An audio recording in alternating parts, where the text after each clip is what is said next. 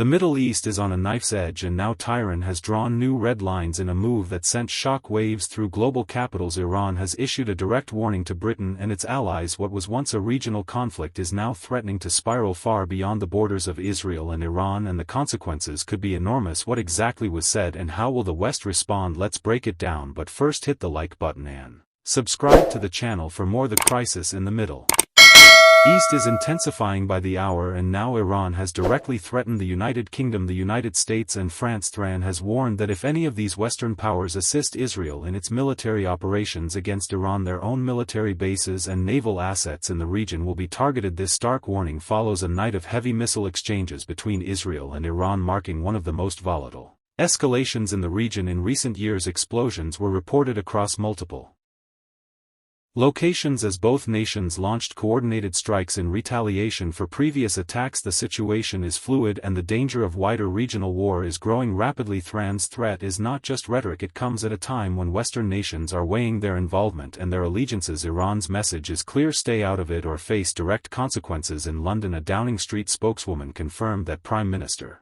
Keir Starmer spoke last night with U.S. President Donald Trump.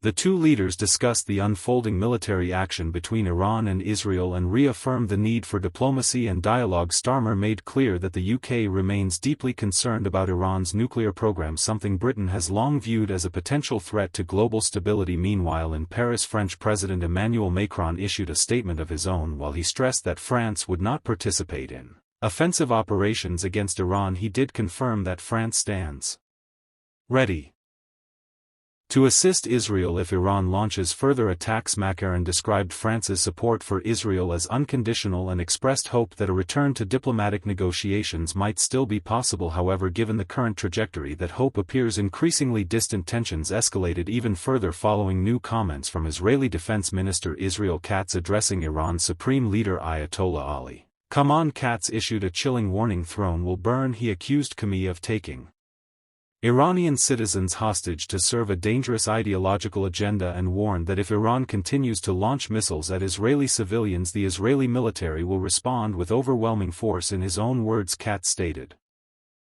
"The Iranian dictator is taking the citizens of Iran hostage, bringing about a reality in which they, and especially throne's residents, will pay a heavy price for the flagrant harm inflicted upon Israel's citizens. If Khamenei continues to fire missiles at the Israeli homeland, Tehran will burn."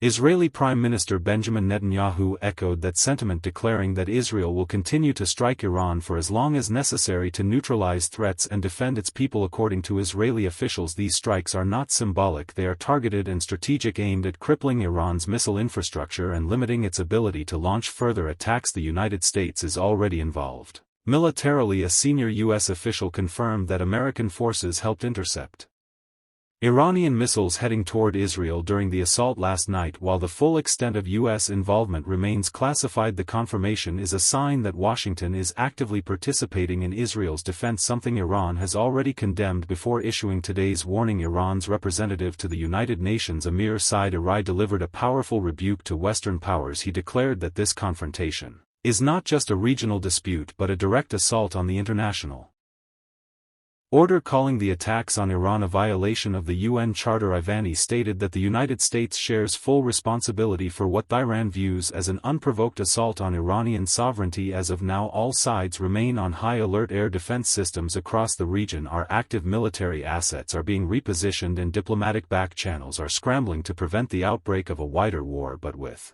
direct threats now being made against the UK and its allies, the stakes have never been higher. This is a rapidly evolving crisis, one with global implications. Stay tuned for continuing coverage as the situation develops. In other news, Rachel Reeves has admitted she cannot identify alternative accommodation for Channel migrants despite pledging to end hotel usage within 4 years. The Chancellor acknowledged her lack of clarity on replacement housing options during her commitment to eliminate what she termed costly hotel arrangements as part of her spending review. When questioned about where new arrivals would be accommodated, Reeves deflected responsibility to her cabinet colleague. Reeves told Times Radio, Well, I'm not going to be providing accommodation, that's for the Home Office to do, but the wasteful spending on the most expensive form of accommodation is a terrible use of taxpayers' money. The responsibility for finding solutions has been placed with Home Secretary Yvette Cooper's department. Overnight reports have suggested the Home Office might be acquiring hotels to continue housing asylum seekers under a different